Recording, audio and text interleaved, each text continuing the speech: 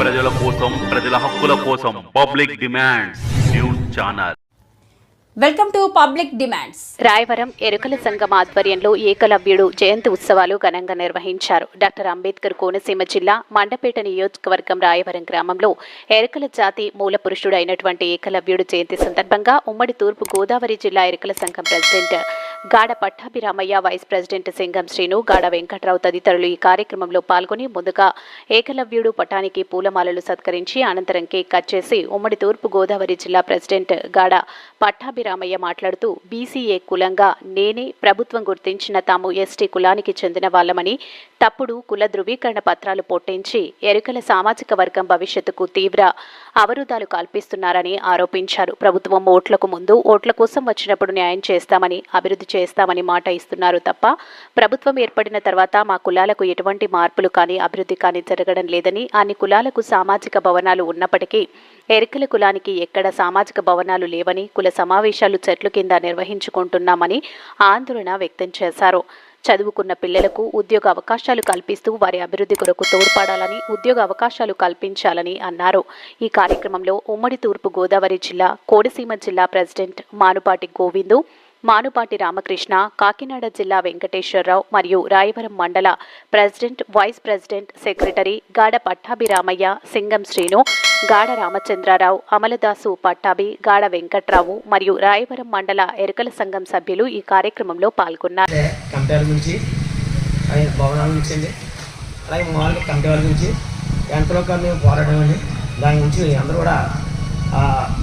MLA గారు కావచ్చు, లేకపోతే మన ఊళ్ళో గ్రామ పెద్దలు కావచ్చు, మరి కోరేది ఏంటంటే మాకు ఎక్కడైనా సరే చోటు ఇచ్చండి. మైక్ దగ్గరికి మాకు మాత్రం ఊళ్ళో గ్రామ ప్రెసిడెంట్ గారు మాకు మాత్రం ఏకలవ్యుడు బొమ్మ గురించి మాకు ఎంతగా చోటు ఇస్తే ఆ విగ్రహం వేసుకుని మేము పూజ చేసుకుందాం ఉంటున్నాం సార్.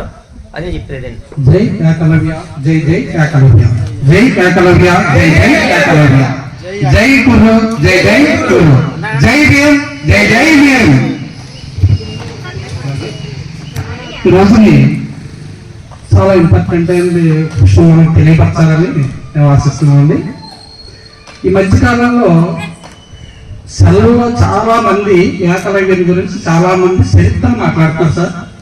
అయితే ఒక్కొక్కరు ఒక్కొక్క గ్రంథంలో ఒక్కొక్క రకంగా రాయబడింది. ఎవరిని మనం తప్పు పట్టట్లేదు, కానీ మనకంటూ ఆలోచించవలసిన విషయం మనకైతే ఉంది. ఆలోచించకపోతే వేల సంవత్సరాల పూర్వకాలం నుంచి అనసపడతానే ఉన్నాం, ఇంకా అనసపడిపోతాం. ఈ విషయం అర్థం చేసుకుని ఈ రోజుని మన ఈ భారతదేశంలో అనేక రాష్ట్రాల్లో ఏ రాష్ట్రంలో ఏకలవ్యుని దేవాలయం ఉంది. ఏకలవ్యుని దేవాలయం నిర్మించి ఎంతకాలం అవుతుంది? ఇంతకాలం మన రాష్ట్రంలో మనమేం చేయగలుగుతున్నాం? ఈ రోజుని ఏకలవ్య అవార్డులు ఎన్ని రాష్ట్రాల్లో ఇస్తున్నారో ప్రభుత్వాన్ని మనం ప్రశ్నించాలి, ప్రభుత్వాన్ని మనం అడగాలి. అది 1కి 2, 2కి 3, 100 సార్లు మనం అడిగితే తప్ప మనకేది రాదు సార్. అయితే మన సహోదరులు ఈ రోజుని సాక్ష్యాధారాలు లేకపోతే చాలా మంది నమ్మరు, కానీ ఒక్క దేవాలయంతోనే ఉండిపోయింది. మళ్ళీ దేవాలయాలు ఎక్కడ అవ్వలేదండి. అవ్వకపోవడానికి గల కారణాలు ఏంటి? మన లోపం కాదంటారా? గుడి కట్టడానికి అర్హుడేనా?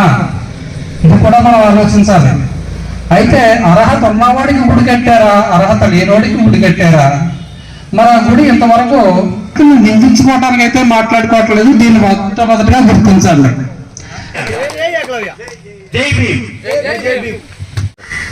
అందరికీ నా ధన్యవాదాలండి.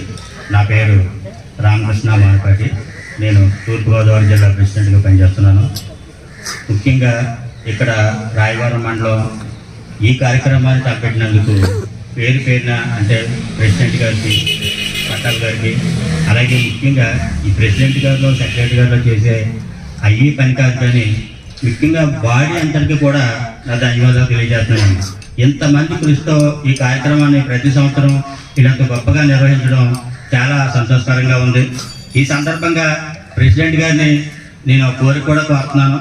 అది వచ్చే సంవత్సరం ఖచ్చితంగా నిర్వహిస్తారని నేను అందరూ పూర్వకంగా మిమ్మల్ని అడుగుతున్నాను. వచ్చే సంవత్సరం ఖచ్చితంగా మనం ఇక్కడ ఏకలవ్యుడి విగ్రహ స్థాపన జరిగేటట్టు చూస్తారని ప్రెసిడెంట్ గారు ఈ సందర్భంగా మాట ఇవ్వాల్సిందిగా కోరుకుంటున్నాం. ఎందుకంటే ఏకలవ్యుడి విగ్రహం వల్ల ఈ ఎరుకల వారికి ఏమన్నా ఒరిగేది ఏమన్నా ఉందా అంటే దీన్ని ఖచ్చితంగా మనం గమనించవలసిన అవకాశం చాలా ఉంది. మన ప్రియ ఎరుకల సోదరులారా, దీన్ని ఒకసారి మేము దృష్టిలో తెచ్చుకోండి. ఏకలవ్యుడు మన జాతి మూల పురుషుడు అక్కడే కాదు, ఏకలవ్యుడిలో అనేక ప్రత్యేకతలు ఉన్నాయి. ఏకలవ్యుడు విద్య కంటే ముందు ఏకలవ్యుడు మహాశిల్పి, మహావైద్యుడు. అనేక వైద్యాలు చేశాడు. యుద్ధంలో దెబ్బతిని గాయపడిన వాడికి అనేక మందికి వైద్యం చేశాడు. ఆయన ఒక విగ్రహాన్ని చేసుకుని ఆయనే గురుమనుకుని పూజించిన విగ్రహ ప్రతిష్ఠ చేసిన ఆయన కూడా ఏకలవ్యుడే. ఏకలవ్యుడు అనేక కోణాల్లో మనం చూస్తే మనం నేర్చుకోవాల్సిన ఎన్నో ఉన్నాయి. ఏకలవ్యుడు పట్టుదలకి అంటే విద్యకి మూల కారణం. ఈవేళ మన జాతి అభివృద్ధి చెందాలంటే ఆ విద్య ఏదంటే అప్పట్లో బాణ విద్య అనేది అలాగే యుద్ధాల మీద అవసరం కాబట్టి నేర్చుకున్నారు. ఇప్పుడు మనకి కావాల్సింది ముఖ్యంగా చదువు. యువతలో ఖచ్చితంగా ఈ చదువు రావాలి. ఈ చదువు వల్లే ఖచ్చితంగా మన జాతి అభివృద్ధి చెందుతుంది. ఎందుకంటే ఈ సభాముఖంగా నేను తెలియజేసేది చాలా సంవత్సరాల కిందట, అంటే నా చిన్నప్పుడు నేను విన్నాను, ఎరుకల వారు దారిద్ర్యకు దిగువన ఉన్నారు. ఇప్పటికి నాకు 50 సంవత్సరాలు దాటుతుంది. ఇప్పటికి కూడా ఎరుకల వారు దారిద్ర్యకు దిగువనే ఉన్నారు. కారణం ఏంటంటే మళ్ళా అవగాహన లోపం, విద్యా లోపం, మనం ప్రభుత్వం నుంచి ఏం కావాలో మనం సాధించుకోలేని లోపం మనలోనే కనిపిస్తుంది.